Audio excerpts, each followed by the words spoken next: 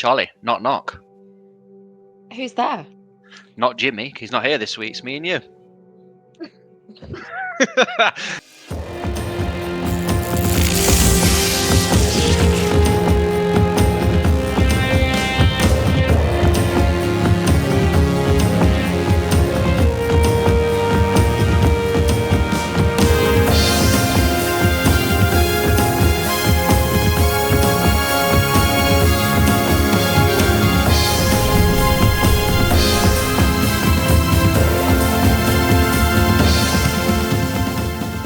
Hello, explorers. I'm Jack. Welcome to episode 111. As always, thank you very much for joining us. And if you like what you hear, please leave us a rating on your podcast provider of choice. And don't forget to like, share, and subscribe if you're joining via YouTube. Yes, and as always, welcome back or welcome along if you're new. I'm Charlie, and before we get stuck in, Jack, how are you doing? Because I think something pretty cool's happened for you recently. Yes, I've relocated to Canada. So now this is the first episode from Canada. And as we always mention, we are the only international Star Wars podcast. We are. However, Jimmy's had to drop out this week. He is away. Charlie, how have you been? I've missed you. I've missed your fun fact. Thanks. I'm doing all right, tying up the last few bits of loose ends for my move. So that's getting closer and closer and closer. The days are ticking by, and I'm getting more and more stressed. So Jack empathizes with this. I'm glad we're both in the same boat. And my fun fact this week. So I'm sure this might be well known to some of the more kind of hardcore Star Wars fans, but I've seen this fact popping up on social media this week, which always makes me happy. So I wanted to share it with you guys as well. Did you know that Peter Mayhew, our beloved Chewbacca, was required to be accompanied by crew members who wore neon vests while in the Californian forest of the Pacific Northwest filming on set for Endor in Return of the Jedi, so that he wasn't mistaken for Bigfoot and potentially shot by hunters? Now, Wow. Wow. I do believe this has been confirmed by several on-set sources and people who, and even Peter Mayhew himself when he was still alive. So, yes, he had to be protected from potential Bigfoot attacks. So, I love that. Brilliant. Right, let's head into this week's Force Encounters. For my ally is the Force. Guys, my Force Encounters this week is continuing my mega Star Wars rewatch, and now I am halfway through Mando season 3. And I'm going to be honest, despite my earlier misgivings, if you've been listening to previous episodes, I've been anxious about this season. It's not been my fave. Wasn't my fave the first time round. I'm having a fantastic time with it. I'm going to be brutally honest. It's fun, it's exciting. I'm really into the Bo-Katan storyline right now. I'm getting a lot of enjoyment out of that, so that's been super duper fun. And to be honest, I know it's been 2 weeks, but I'm still basking in the glow from interviewing Ravi. I promise I'll be back down to earth soon, but goodness gracious me. Jack, what did you get up to this week apart from packing up your whole life and moving to a whole new country? Literally just that. However, I did get chatting to somebody on the plane. It was a Star Wars enthusiast. Gave him a little Star Nice. Wars sticker, obviously from Explore the Force. So we may have a new listener or viewer coming in. But apart from that, I've been so busy moving and obviously getting settled. Not done a great deal of Star Wars. We did play a little bit of Star Wars Battlefront 2 this morning. But Oh. yeah, apart from that, not a great deal. But I do know there's been a great deal of news coming out of Batu. The people in this crowd will soon be among almost 40,000. For those who are among the 900 with news media or promotional tickets, this sneak preview probably will be the only chance to see the Empire. Guys, Star Wars nostalgia has greeted us with open arms this week as Coca-Cola has announced a collaboration with a galaxy far, far away to bring fans a whole collection of branded cans and bottles of your favorite soda. Long-time Disney collaborator Coca-Cola has just announced a foray into a galaxy far, far away with this summer's Coca-Cola X Star Wars Refresh Your Galaxy campaign. The collaboration showcases the legendary storytelling of Star Wars with the magic of Coca-Cola, all with the message of the uplifting power of fandom and connection. For our listeners, we have a little graphic here at the moment that shows a selection of some of the cans that are going to be available. For our viewers, I'm sure you are already on the hunt for these and super excited when July starts. So, for the original taste Coke cans, we have Lando Calrissian, Obi-Wan Kenobi, Padme Amidala, Kylo Ren, Yes. Ahsoka Tano, Darth Maul, K2SO, Boba Fett, Poe Dameron, The Mandalorian, Cassian Andor, General Grievous, and Emperor Palpatine. For one of my personal favourites, zero sugar, because it's important to manage your sugar intake. Darth Vader, Yoda, Princess Leia Organa, Anakin Skywalker, Luke Skywalker, Chewbacca, Han Solo, BB-8, C-3PO, R2-D2, Finn, Rey, Grogu, and an Imperial Stormtrooper. And for those Uber collectors out there, because you know they had to do something exclusive and special, only available at Walt Disney World Resort and Disneyland Resort, the Mando with Grogu, the First Order Stormtrooper, and Chewbacca. Yes. Oh, Love these designs. Right, if we're going to choose three of them, Charlie, we'll start with you. What three are you going to go hmm for? Easy peasy, Rey, Kylo, BB-8, because I love to see me some sequels representation. That makes me so happy. It makes me feel like they're part of it now, like it's proper. Okay, strong, strong. I'm going to go for Maul, the Ahsoka, and the Vader one. Nice and Oh, nice. I like the aesthetic on these cans. They look absolutely amazing. They're these gorgeous kind of blended images. You've got these really, really nice headshots of the characters mixed with like a really iconic scene. I can see kind of like Darth Vader is accompanied with his scene from Rogue One. Yeah, Darth Maul's got his like iconic scene from Dawn of the Fates and Phantom Menace. These are really, really beautiful. they are. Any of our listeners who collected the Pepsi promotional cans back in the day for the Phantom Menace are going to be super Yeah, excited. I'm sure some of our listeners and watchers will be going for the whole set. And there's also a really cute bonus feature with this campaign, which we will definitely be making use of. Scan the can to gain access to a galactic AR experience where you can learn more about the campaign and the collectible character designs. And for those who've always wanted to send their very own hologram transmission, you're in luck because this is where the fun begins. Record a message of love, hope, or community, you name it, and see your message transformed into a Star Wars style hologram you can share with your friends and family in the galaxy. that is amazing. Make sure, listeners and viewers, if you're not already on our Discord channel, get on our Discord channel Yes. because we're going to do a Star Wars Coca-Cola can bingo. And the first one to complete the cans will get a special prize. Right. Other hmm news. This story is a little bit tenuous, so bear with me, everyone. Obviously, there's been quite a lot of turmoil regarding the outcome of several upcoming Star Wars projects, including the Rey movie. But what has become clear are some potential details surrounding the James Mangold Dawn of the Jedi movie, set 25,000 years before the earliest project in the canon timeline. Star Wars has recently released an updated galaxy map, and to most casual viewers, this might seem insignificant. However, to some more eagle-eyed fans, they've discovered something very, very interesting. Now, I'd like to point out this isn't just a single image. Okay, this is an interactive website with a 59-page appendix to help you plot a course faster than Han Solo himself, and you can find it at starwars.com/Star Wars Galaxy Map. Now, back to the interesting bit. So this overwhelming image is a fun tool that shows the distance between notable planets such as Coruscant and Hoth. It also hides at least one secret, which is visible on the Golf 11 space or the G11 space. The unknown regions are home to the planet Ratka Prime, homeworld to the Ratkatans. Okay, Ratkatans. The species doesn't have a live action appearance yet, but their history is sure to be part of the Dawn of the Jedi story if Mangold and Co. take inspiration from the Dark Horse comments. Now, we used to have a map like this back in the day when I used to collect the Star hmm Wars magazines, and they're in like a folder, a hardback folder you could collect them, but it also gave you a little um, page one as well, which you could have on your wall, which I did. Now, this might be fans grasping at straws, but Star Wars is known for hiding small details in unexpected places. So, Ratakan or Ratatan.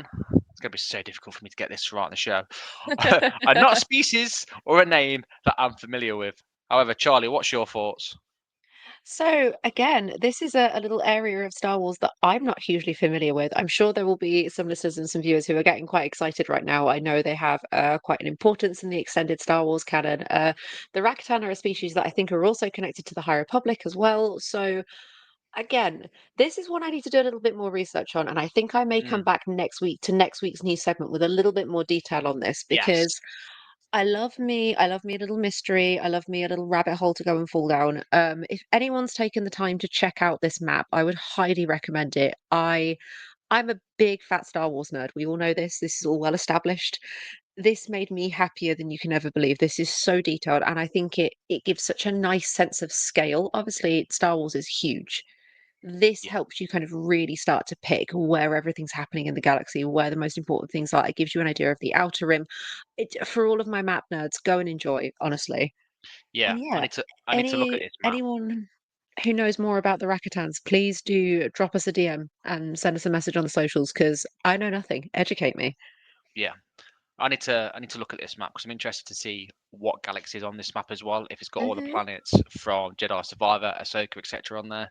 So at the minute, I think Star Wars is trying to expand to different galaxies, or at least expand the galaxy that we're already know and love. Okay, what other news have we got, Charlie? So, next up, a huge thank you to Star Wars Newsnet for this story. Ivana Sakno, the actress behind the villainous Shin Hati in Star Wars Ahsoka, has provided a little bit of insight into the show's second season. Games Radar caught up with Sakno, currently on a press tour for her role in Megan 2.0. Very good, by the way. Very, very good. I'm very excited to go and see it. When asked if there was anything she could divulge about the highly anticipated second season of Ahsoka, Sakno was careful not to disclose too much. She said, there's absolutely nothing I can speak on at the moment, and I wish I could share with you something at least because it's such an exciting time for us to be back together, and we're currently in the middle of filming it. All I can say is that it's bigger and even more in depth, and I'm really excited for people to see it. It means the world. The article went on to talk about the extensive training Sakno went through for the action sequences in Megan 2.0. Maybe her new fighting skills will translate to more intense duels in Ahsoka. She said, I had a wonderful, wonderful stunt team and personal trainer as well, who are very, very grounded people and honestly work a lot with energy and being present in your own body. We did quite a bit of Krav Maga and different styles of fighting. We also did Tai Chi and studied the ability to move your energy from one place to the other in order to remain still. Sounds like some serious Jedi training's been going down. Yeah, yeah, But of interesting. course, absolutely pinned down by those NDAs, which I love to see. She is saying so much and saying nothing at all. It's great. Yeah, yeah. Right, I think that's all the news now. Let's head I over think so. to our main show. So we're finally returning to part two of our new Jedi Order series. If you remember, we had some fantastic response from our listeners in episode 108, but so many of you wanted to talk about the new Rey movie, so we decided to split that episode into two.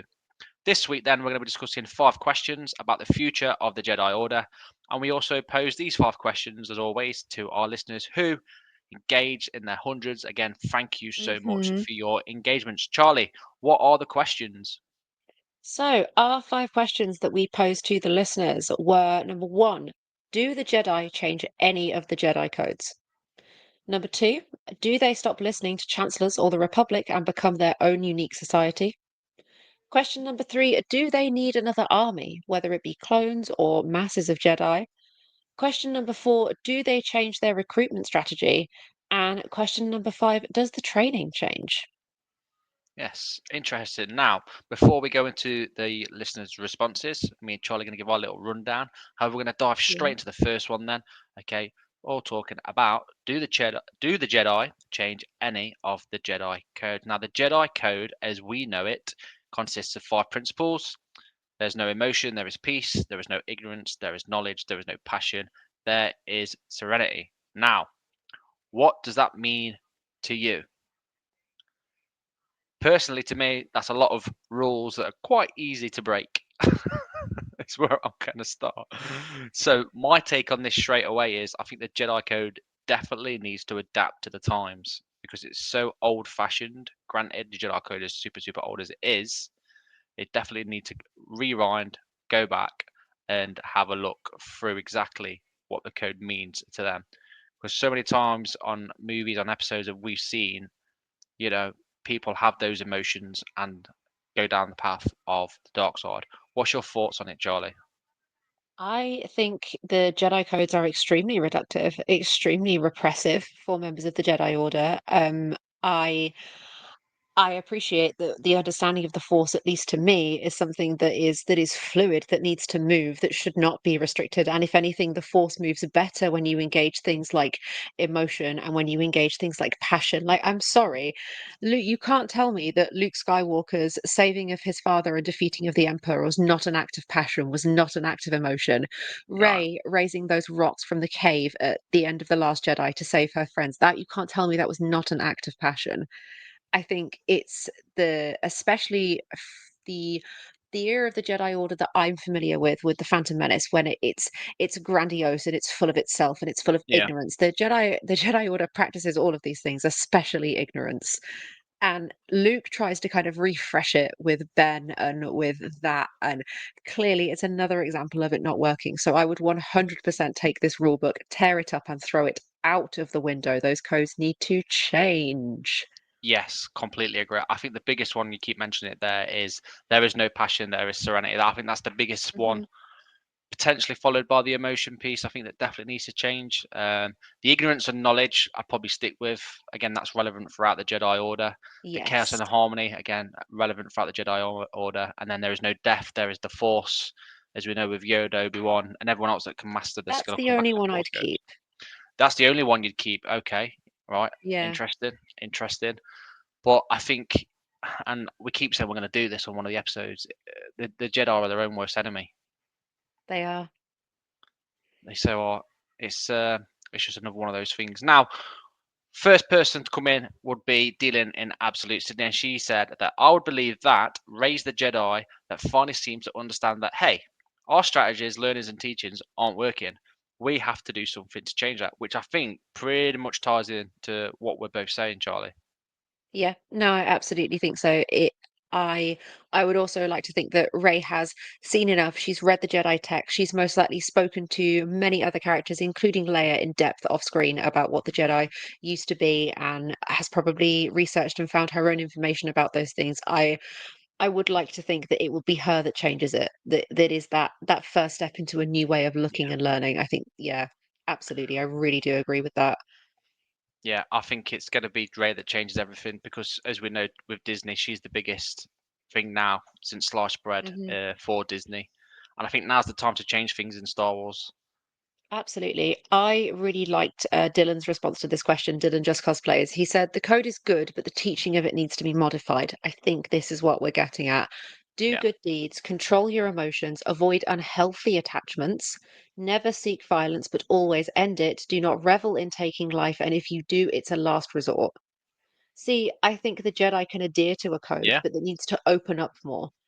I think the repressiveness of the Jedi Code as it stands is what leads somebody into the dark side. I feel yeah, like the only way you can get access to these kind of expressings of emotions and passions and is through the Sith. And it shouldn't be that way. I think everything should be much more flexible. I enjoy the gentle approach with Dylan. I love that. I think that's so cool. yeah, yeah. Really, really good points there, Dylan. Thank you very much. Next is Luke at I like that Wookie. And he said, I think there has to be change broadly on Jedi doctorate to move the story forwards, but beyond that, when you look at the lessons from The Last Jedi, it's essentially about the failure of the Jedi across the prequels and OTs and how their hubris and dogmatic rhetoric was the reason for their fall. There's a little scene where Luke summarizes it to Rey pretty succulently, talking about Succinctly.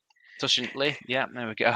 Talking about at the height of their power, letting Sidious take control. I think that's then partnered off with the Force Ghost Yoda scene, which essentially makes the point that you don't grow unless you fail.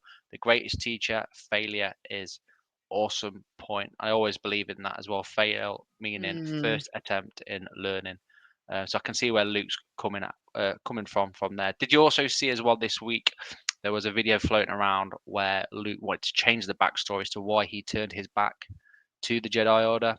Uh, Yes, I saw this. nice. And so, long story short, he met somebody. She got pregnant, had a son. Son messed around with a lightsaber, killed himself, and then in her grief, she killed herself, and that's why he turned against the Jedi Order and just the Jedi ways in general, which was pretty dark, but would have made a good backstory, I Wow. guess. So yeah, thank you for that one. What else have we got? We had Eli Basement Beskar cosplaying who said regarding the Jedi codes, absolutely, in regards to yes, they need to change.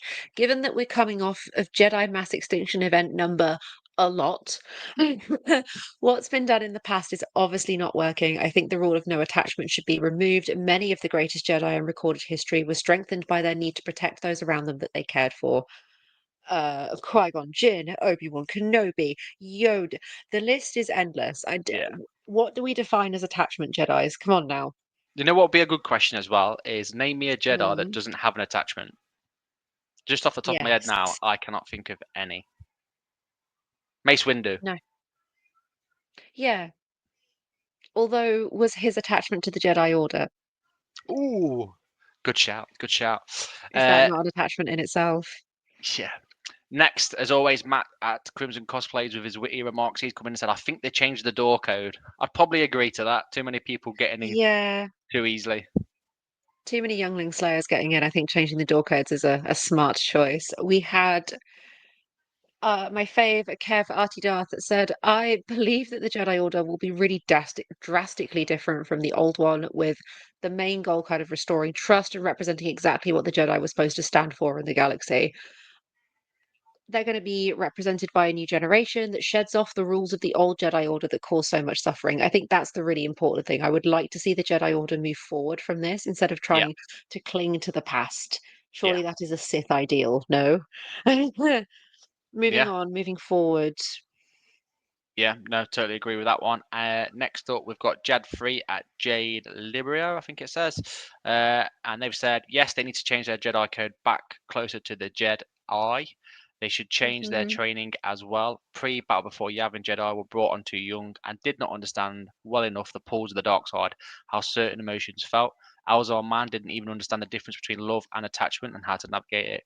Revan explains this in his books as well. So again, reiterating all the way back to the High Republic, which is a really valid point. And about Jedi Mm. being too young, again, maybe they need to change their ways of training, which obviously we may come into later in the show. What's your thoughts on that one, Charlie? I absolutely agree with that. I think it would be interesting to see the Jedi Order return to George's original ideas about the Jedi back when they were called the Jedi. Yeah, Love that. Love that little throwback. It, it's an interesting one. This, I feel like the most common theme in the answer to this question about the Jedi codes is this idea of attachment. We see from Anakin that denying him the attachment that he has to Padme is kind of what yeah, drives him insane. Instead of having a healthy relationship with, or a healthy relationship with her, a healthy relationship with himself, he's constantly in the space of, I shouldn't be doing this, I shouldn't be doing this. yeah, Does it anyway. It makes him vulnerable to the pull of the Sith, and ergo, the whole story starts again. It's the same with Luke. It's the same. It continues. yeah, And I think it's far, far, far too restrictive to make human beings filled with the energy that is the Force, which is literally the thing that connects us to every living being. It moves through everything, it is in everything. How can you be not attached to the people around you, but so attached to the Force? It's an archaic principle, in my opinion. And if we're talking kind of ethically about the Jedi, it's got to go. yes. So overall, I think we're going for an astounding yes. So do the Jedi change Hmm. any of the Jedi Order codes? Yes. Overall, either one or two, we think still do work. Right. Next question, and this is my biggest bugbear. Do they stop listening to chancellors or the Republic and become their own unique society? I definitely think they stop listening to chancellors or the Yes. Republic or whatever is in charge. I still think they need to listen to society, but that's going to cause major issues. It's sort of like, people will see a power coming up, other empires may feel threatened. So I think with them attaching themselves to the Republic is a safer option for them because, again, getting overwhelmed, there's only so many Jedi, etc. Again, it leads on to our next question anyway. But what I'm getting at here is, and it's sort of another question to it, why did they attach themselves to the Republic or the Chancellors? Is that because they were the closest thing to their ideals? So this is an interesting one, and I guess it depends if you this I'm getting a bit deep here, guys. I'm guessing it depends if you believe in the concept of separation between church and state. if you want to talk about the Jedi Order as a religious order, which it technically is, I suppose, with practitioners and all of this sort of stuff, and then you kind of see the New Republic, the Empire as the state. Do these two things belong together, entwined with one Mm, another, or do they need to be completely separated? I think the witches in the Acolyte had it down. I think this complete isolation of a society, it is a yes, everyone has access to the Force, but the people who have the strongest and the easiest access to the Force need to be protected and nurtured and kept safe and kept away from influences like the act of politics. I believe when we meet the Jedi Order in the Phantom Menace, especially at the start, it's very much we are this omnipresent but also separate from the Republic, and we are here to advise, we're not here to act, we're not an army for hire. And as the films go on, as the story progresses, you actually see that a lot of the Jedi feel like they're gunning for those spots in the Senate. There's yeah, this, there's to everyone's faces, it's I'm not interested in the politics. Behind everyone's backs, it's a very, very different story. And I don't know if it's a matching of an ideals, but I think it is a play for power. And I think that was the Jedi's downfall ultimately, was thinking that the inclusion of the state, this binding of the two together would be what was beneficial for everybody. And no, clearly not. yeah. I totally agree with that, and I think that Mace Windu was partially to blame and part of that as well, because Yes. we see it in the Jedi animation, Jedi stories, where he'd already grasped on Dooku in essence Hmm. to the Jedi Order, and obviously when they met again at Qui-Gon's funeral, he was a position of power already elevated above Dooku, even though Dooku was his senior. So yeah, that's an actual really good point. Again, responses from the explorers. Then I'll start with let's start with Luke this time. Go on then. So yeah, so he's got so then away from that, we're seeing lots of stories featuring non-traditional Jedi slash Force users. And a broadening of how we, as the audience, see the Force as a result, in a way that preparing people for perceived change in what we know Jedi to be. What else have you got there, Charlie? So our response from my fave Dylan said, "The Jedi serve the people of the galaxy. They are affected by galactic politics just like every other person, but they shouldn't be upholders of the status quo." Yes, this is the point I've been trying to make. If a Jedi sees a corrupt politician hurting their people, the Jedi should help remove them from the office. I feel that the Jedi should be for the greater good, and I'm sorry, but politics, especially in Star Wars, does not always serve the greater good, New Republic or no. Yes. Yeah. Sid again dealing in absolutes. I said no. I think they'll always listen to other thoughts and opinions, but that doesn't mean they have to act on those. We had Eli Basement Best Car Cosplaying said, I can see arguments for both sides of this. On the one hand, being so ingrained with Senate politics and the Chancellor was the downfall under the Republic era Jedi that would eventually lead to the rise of the Empire. On the other hand, the Jedi's close connection with Chancellor Lena Soth during the High Republic era proved incredibly effective at keeping peace and prosperity throughout the galaxy, most notably during the Great Disaster. Unfortunately, I think a big part of it will come down to how the galaxy is led and how large the Order has grown. That's a really, really interesting point. See, as someone who's not familiar with the High Republic era, I'm coming at this with a really kind of set perspective. So this is why I love having our fans respond to us, because this is a whole other side of it. Yeah. Surely we could argue then that yes, the Jedi Order should integrate wholly with the state and politics if there is a good leader in place. And I don't know about you guys, but I am not voting for Chancellor Palpatine. Yeah. Just be aware of who exactly you vote for. Matt at Crimson Cosplays comes in with another cheeky one. He says they'll take on feedback every couple of years through the census. Yep, and they'll Yeah. probably not act on that either. Jade Libero said, yes, they need to be their own entity as peacekeepers or just a group to help those in need. You have to work outside of politics.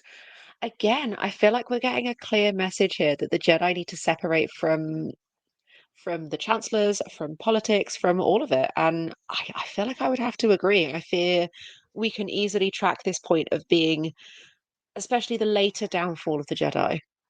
Yeah, yeah, great point. And again, we're going to go with Darren Briscoe, and this sort of leads into our next question anyway, but it also relates to the question we just posed. He said they need to answer to only themselves and keep their own order. No answering to others, but keeping the equilibrium in the galaxy. A small group of Jedi like a task force of peace, no grand army. So that sort of ties into the next Hmm. question. that we're going to be diving into. Before we do, then we'll just recap that. So, do they need to stop listening to Chancellors or the Republic and become their own unique society? What we're saying with that, Charlie, I think yes, they do.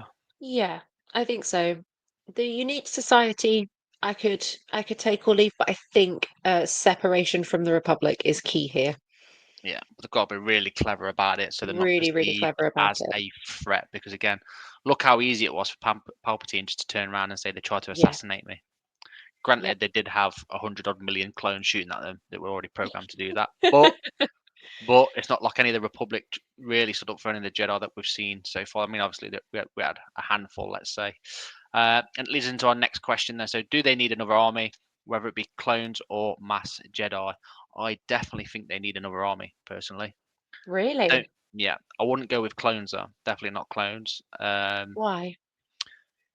They've got to have some form of order, and I think with Jedi they've got to be kept on their toes as well. They've got to be held accountable. So I think if they've got some sort of grand order within the Jedi Order, Hmm. I think they could have people in positions of power to help balance their decision making. That's my take on that. I don't think mass Jedi is an option because that's just making more Force users, able to turn to the dark side, so to speak. Though it could work, but again, you're only going to get it through one perceived lens. Whereas if you've got an army of humans, let's say, again, you can have different points of view. People come up with different sort of things because they've got different ideologies. Hmm. So, my personal opinion, yes, they do need a army of sorts. What about you, Charlie? Okay. So, but no clones and no clankers, yes? Yeah, no That's what I'm clones, hearing. no Okay. clankers. Okay. See, I think this is where you and I will differ because I don't think that the Jedi need an army. I think the Jedi having access to an army gave them almost Sith-like levels of grandiosity of this idea that we are completely safe, we are completely protected. Well, actually, what if somebody gets in there and messes with that army, which is Mhm. exactly what Palpatine did. This is something I need to talk about. We need to do a whole show about Palpatine because my belief is that Palpatine's greatest Sith power was his patience. Yeah, That man knew. He had it planned out. He was playing 8D chess when the rest of us were still playing with cardboard pieces on a table. It's and I think this idea of being safe and being protected and being held accountable is it's a weakness for the Jedi. It gives them a weakness. It gives them a way in. I think yeah, asking the Jedi to manage an army or expecting Jedi to become soldiers in an army feels feels like a wrong step for me for the future of the Jedi Order. I really think it needs to be call me a hippie, call me a pacifist. It needs to be it needs to be this softer, more inclusive, more kind of you join it for the cause and for the good of the cause, not to become a soldier in the greatest army in the Republic. I feel like we've done yeah. that. We've been there, Mr. Army Man. Yeah, yeah, no, fair, fair. Okay, so heading over to the fan responses then. Sid at Dealing in Absolute said, I think there's strength in numbers, but it's not a smart move. The Order have previously received a lot of criticism about them essentially creating child soldiers. If they're thinking about this in a way where they're having to rebuild the entire Order from scratch, they'll have to think of what will look good to the public too, because the public image is going to be huge if the Jedi Hmm. are, let's say, working or doing things for the Republic or the public, shall we keep saying? What's your thoughts? I I have to agree. I think, yeah, the point about creating child soldiers is a kind of a really, really big one. As much as you want to say that the Jedi Order were bringing these kids in for to help them and protect them, no, it was to turn them into soldiers to fight a battle that they never actually agreed to be a part of in the first place. I'm looking at you, Qui-Gon Jinn, going, this child, perfect. Midichlorians, exceptional. Put the child down, please, Mr. Qui-Gon Jinn. Good It, shout. yeah. I no, I have to agree with that point. Awesome. What other comments have we got? We had Dylan Just Cosplayers said, no army. The Jedi are many things. Serving as warriors is our last resort. Okay, yeah, happy with that. Sort of going into what you're saying, if I'm honest. I think. Yeah. Next up, we've got Ellie at Basement Best Squad cosplaying, and they've said, once again, drawing from the High Republic because it's the best era for the galaxy. While Jedi can be warriors, I personally feel they should do so in a defensive nature. Putting them in the place of generals during the Clone Wars, while effective, ultimately caused the Jedi to become too ingrained with the Senate and Chancellor, per my previous point. Again, time on what you said, Charlie. They also continue to say the Jedi are best when they are helping the people of the galaxy in a more peaceful manner. The closest they should realistically be to a combat role would be potentially serving as marshals on underdeveloped or colony worlds. Interesting. Okay, I like that. Thinking about the marshals piece, what's your first thoughts on a Jedi serving as a marshal on an underdeveloped world or colony world? I actually really like that idea. I wonder if Hmm. part of the Jedi's fault was them being, obviously, I know Jedi were sent to other worlds for protection duties, but the majority of them maintained in the temples. They were in the temples as one big kind of community, one very secular community. I do think maybe the Jedi Order would benefit from, like the way the rebellion was everywhere all at once. It, I think the Jedi should be that way as well. It should be a blanket across the galaxy, a blanket of safety and protection, not this army that can be mobilized at the drop of a hat. Nice, like it. What else we got, Charlie? We had our fave Matt Crimson Cosplays with his very, very amusing responses again, saying the minions would be really cool to see. Banana to you too, my guy. Nice. Next, we've got Jad Free at J Lirio again. No army grows the community can and spread their influence slash visions, but work through curiosity and not judgment, which they failed to Hmm. do before the Battle of Yavin. So a lot of this is really relating back to the Battle of Yavin stuff, so the prequels era. Hmm. And it's also interesting as well that Ellie has also mentioned about the High Republic being the most prominent, I think, as well, time for Very much so. a grand army. And also, Darren Briscoe said, as we already know, no grand army. Fourth question, Yep. Charlie, where are we at? So, our fourth question is, do the Jedi change their recruitment strategy? Yes, yes, yes, and yes. Can we stop plucking children from the arms of their parents? Please and thank you. Please no more child recruitment because this kid's got midichlorians. Like, I think this needs to change. I think the Jedi need to discover themselves. We need more broom boys in this world, please. Yeah, it's traumatizing them. Hmm. It is traumatizing them. Definitely agree with more broom boy action, but I think what there should be is some form of incentive. And I don't want to say like parents coming forward and going, right, my child's force sensitive. How many credits can I get? Exactly. But even said credits. So there's got to be Oh, oh my God. there's got to be a way. There's got to be some form of incentive, whether it's you know protection, housing. I don't know something. I don't work for the Jedi Order, but I think stick with the strategy, but be better at the strategy is what I'm getting at there. Yeah. I Because I don't think really think there's any other way around it. removing infants from, especially the Jedi have this thing about the earlier they come to the Jedi Order, the better, because that way Mm, you can start repressing their attachments early. You sever the connection with their mothers and fathers and brothers and sisters, and then you yeah. repress all of that down into a little ball and expect them to grow up and be perfectly fine, normal, respectable, well-behaved Jedi. Well, I'm sorry. No. Yeah. How many Absolutely of them not. actually remember their parents? Again, very, very few actually do remember. Been watching Mandalorian season 3 and watching Grogu go through his little traumatic flashback while he's having his Mandalorian armor made. Very important for his character. Deeply traumatizing. Yeah, This is not what I want to see for the kids of the Jedi Order. I want to see I don't even think there needs to be incentive. I think a remaking of the Jedi Order where it becomes something about if you have this gift, if you are blessed with this particular ability, you can use it to help people. That yeah, should be enough in a galaxy that cares about the people that live in it. And yeah. that's what Star Wars has always been working towards, I think. And I do think a That's a refreshing of the good point. Jedi Order and a refreshing of the recruitment strategy is exactly what this needs. That is an absolutely amazing point. And I think the easiest incentive going. I'm so going to write that one down. That's such a good point. Okay, from the responses that we've got there, so Sid at Dealing Absolute said 100% they need to. Like I say, their recruitment process so far has always felt so odd and predatory in a way. They need to be more open, not so picky. Yeah, so again, sort of ties in with the poster of got this ability, come here, Yeah. let's see what we can do. I was going to say like a King of the Ring sort of thing, but that's completely opposite direction to where the Jedi want to be. Cool. Right. Next up, what we got?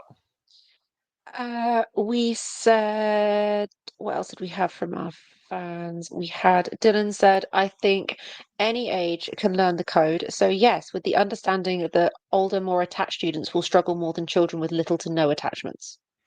Completely fair. Yeah. Yeah, that is a good point as well. I think any age learning the code is probably why they try to go to a younger age, like you said, get rid of those attachments early. Yes. Sort of But ties in. I wonder how much that benefits the Jedi overall. I think this idea of attachment needs to be removed completely because I think it's not human. That's not the natural state for humans to be. And I think the Jedi can achieve the Zen, the idea of oneness with the Force, independently from this. I really do. Yeah. Eli said, "Oh, 100%. The Republic era selected children and infants due to them not developing attachments, but with attachments, hopefully no longer playing a role in the Jedi codes, their selection process would open up. Hell, they nearly lost Anakin Skywalker, one of the most powerful Force users to date, because he was too old and already had attachments. Had the Council given him space therapy instead of Yoda just saying, tried not being depressed about your dead mum, have you? Probably wouldn't have gone over to Sidious." Excellent point. Fair. Absolute fair. Jad Free at Jade Liberio also said recruitment and training should be altered. Training through experience, not manipulation and indoctrination. There we go. Like that. Master became too preachy and judgy. More acceptance. Work through complicated conversation situations and emotions. And it goes on to a little bit more. Again, this is sort of tying into question 5, I think. But without a base of understanding of the failings of the previous Jedi Order, Rey will ultimately fall into some of those traps and arrogance at some point. So we'll come back to that. But the first bit, recruitment and training should be altered. Training for experience, not manipulation and indoctrination. Just tying in with everybody else, everyone else's comments. Thank you for that. What's Darren Briscoe said, Charlie? Oh, hang on. Give me 2 seconds. Darren said a more inclusive, less restrictive way of recruitment, if that's the right way, a deeper understanding of what tips one over to the temptations of the dark side, and how to walk a line that may straddle some of those dark side practices in a positive way. See, this is where I think Rey could really benefit because she is a Palpatine and a Yeah, Skywalker, because she is both dark side and light side. I feel like this is a chance to strip everything back, start again, and really be informed by the past. Like when we see the Jedi Order in the prequel trilogy, yeah. because the High Republic and the past of the Jedi don't really exist at that point. Like they do, but not in the way we understand it now. Now, yeah, We don't have we're seeing the Jedi act off of no history. They are not learning from their past mistakes. They are not learning from their history, which is what we do naturally as human beings and that's how we like our stories to be told.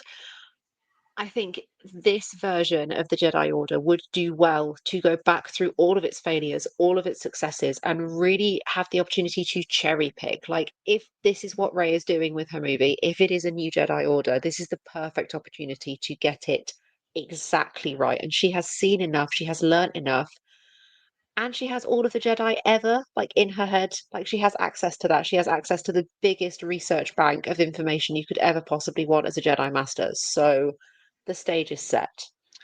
it is. And that's an awesome segue into the final question of does the training change? 100%, I think the training does change. I think Ray will come up with her own training program. I think that's where we could find Yeah. some differences in the movies that are coming. Maybe she bumps into a Jedi that doesn't agree with this. We have an Yeah. old guy Jedi. It's not Jimmy, and we've got obviously the new girl Jedi Rey. So they could find their differences. But yeah, I think 100% the Jedi training needs to change. Obviously, it didn't work because Rey was the last one left that we know of. Mhm. So, Charlie, what's your thoughts? Does the training need to change? Oh, 100% the training needs to change. I keep banging on about it because I've been watching Book of Boba Fett and The Mandalorian. Mm, Seeing Luke doing Grogu's training is almost so frustrating to me because this is obviously I know that they can communicate through the Force. I understand that and that they yeah, understand each other. It's so frustrating watching Luke trying to push Grogu through the same steps that yes, he would have done in the temple, and yes, he's probably forgotten, but is also trying to remember. It's frustrating because you see this little creature who just wants to kind of forge his own path, and so many of the Yeah, Jedi feel that way. It feels like the Force is not something to be contained or controlled or to be directed. It flows. yeah, It has to be allowed to flow. Rivers do not go in straight lines. Rivers will always make a curved path because that is what nature decides it to be. That is the same with the Force, I feel. yeah. No, great points. And you sort of touch onto it there. I think Jedi Masters do force their students and Padawans to do certain things. Obviously, you're Hmm. getting to the point now where you see how and why Grogu and Luke split up. Yeah. I don't know if you've seen that yet. Yes. Yeah. So again, Luke's sort of deviated from the old ways and gone, "You make your own mind up. If you don't want to do a Jedi Yeah. thing, that's totally fine." Which I think is probably for the best. Yeah. I So think yeah, you can see the starts of that with Luke, and I think, yeah, we can we can only hope. We had some the last lot of little fan responses was so great. I really, really do yeah, appreciate every single person who took the time to write out these responses. Like it means the absolute world. Sydney said, "I enjoy the training. I think it's cool, but you do also have to think that they've been doing this type of training for a very long time. If it ain't broke, don't fix it." I guess, but it would be super fun to see a little bit newer, a little bit more high intensity. yeah. I don't want to stop seeing like the Jedi training running through the forest, fighting with the I'm the little total opposite. droid. I'm the total opposite. Are you fed up? Yeah, you don't need to keep running over logs and jumping really high and far for me to be a Jedi. I'm complete opposite. And unfortunately, I think Dylan sort of agrees with you, Charlie's put physical training should mostly say the same. So more log jumping, I guess. Training the body and mind can help accomplish teaching Jedi philosophy. Can't absolutely struggling with words today, but yeah, I can see why everyone. Philosophy. Thank you very much. I can see why everyone's going with the physical training. Like, just jumping over the logs thing just kills me. Like, I want to see like the battles and stuff. Like Obi-Wan and Anakin were Yes, in that I want to Obi-Wan see. Kenobi. That's what people want to see. That's the training that needs to happen. What else have we got? My wonderful Eli, Basement Beskar cosplaying, said, "Not necessarily. Lightsaber training is important, even if a Jedi takes a less combative role. However, I think the good majority of the training should focus on the Force and the Jedi Orders that came before them." Thank you. Give me some art history. Give me some Jedi history lessons where Yeah, we sit down and we do some yeah, book studying. Learn about the history of the Jedi that came before you so you can make better informed choices as a Jedi moving forward into the future. He said, "To know and understand the past is the first step to preventing its mistakes." Yes. Hopefully, in doing that, Rey might be the first generation of Jedi to stop the Empire adjacent army before it rises. yeah. Fantastic points. I'll come back to Jade again.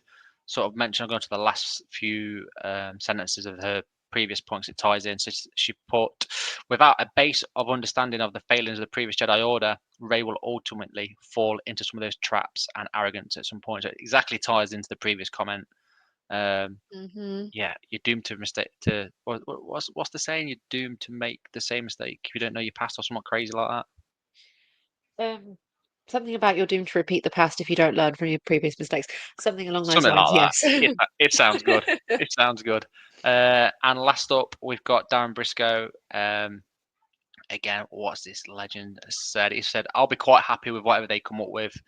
Though going off those questions, I do think there needs to be a Jedi reset of sorts.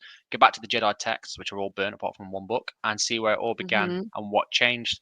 The monk-like attitude needs to change, a more open and relaxed way of being and thinking." Interesting. Lots of amazing comments. I think that pretty much ties us up. Charlie, have you got any final thoughts, comments on the questions? Let me in there and let me do it all. I'll sort it out. I'll sort Summarize. everyone out, don't you worry about it. Get it in there. Yeah, I think it's this next period of storytelling, now that we have finally shed, I hate to phrase it like this, listen, old Star Wars, I love you and I respect you. I do. But now we have finally kind of shed the shackles of old Star Wars and we are sort of free from the legacy characters. We are free from Han and Leia and Luke and Chewie, and we can put all of that down now. And now we can move forward into something completely new and completely We uncharted territory. And I know ultimately there was a point, this is a point that George wanted to get to. Like, I don't think he's ever stopped telling those stories, even in his own head, even if he's not making films anymore. And I want to see where the lifetime of legacy that he has built, the lifetime of stories that he has built, and the Yeah. understanding and the knowledge that he has passed on to so many other creatives, how are they going to shape this into something that is completely new? And I think the possibilities are endless. And for Yeah. the first time in a long time, I feel like the fandom is unifying in what it wants out of Star Wars. We are, I think, post Andor, even post Acolyte, which I know was wildly controversial, it shouldn't have been. It We're seeing this unification of the fandom and unification of ideas and wants from the story. We are all heading for the same place, and I think that is so, so beautiful. Bring it on, give me it all right now. I'll wait for it. I don't care how delayed it is. I'll wait. Yes. Nicely put. Okay, if you have any questions or just want your voice heard, then DM us on our socials or send us an email or voice note at exploretheforce@gmail.com. And remember to like this episode, share it with your Star Wars friends and family, and to follow us on all our social media platform. All you have to do is search Explore the Force, all one word. And if you watch on YouTube, please don't forget to like, share, and subscribe. And if you want to show your support and spread the word around by image as well as voice, then head over to Redbubble and search Explore the Force, where you can purchase unique merchandise. And a massive, massive thank you to everyone interacting with us via our social media. I will be putting up another Discord link in our Facebook group.